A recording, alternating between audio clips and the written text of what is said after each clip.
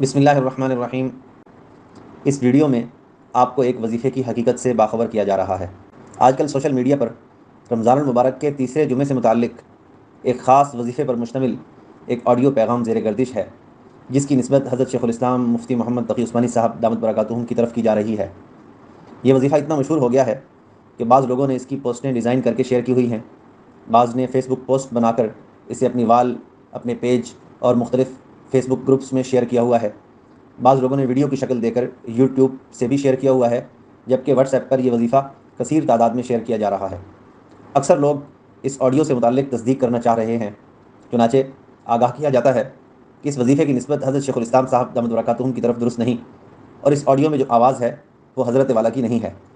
پہلے وظیفے پر مشتمل آڈیو پیغام کا ابتدائی حصہ سماعت کیجیے۔ ایک وظیفہ ہے، لوگوں سے بہت زیادہ تعریف کیا ہوا، تصدیق کیا ہوا ہے اور پہلے کے لوگوں کا آزمایا ہوا ہے، وہ یہ ہے۔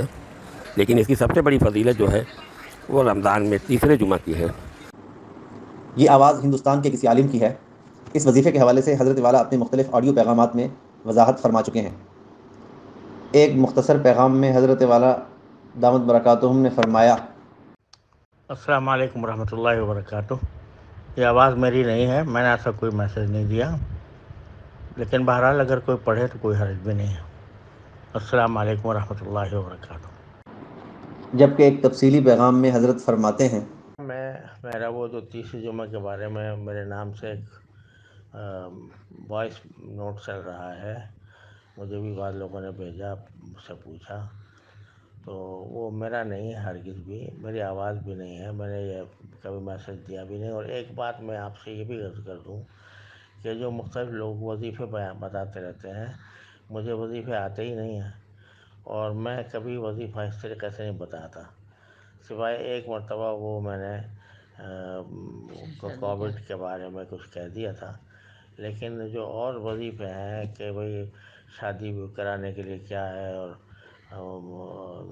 رزق میں برکت کے لیے کیا ہوتا ہے، اور فلاں کام کے لیے کیا ہوتا ہے، اس قسم کے وظیفے نہ تو مجھے آتے ہیں اور نہ میں ان کی تشہیر کرتا ہوں، نہ کسی سے بتاتا ہوں۔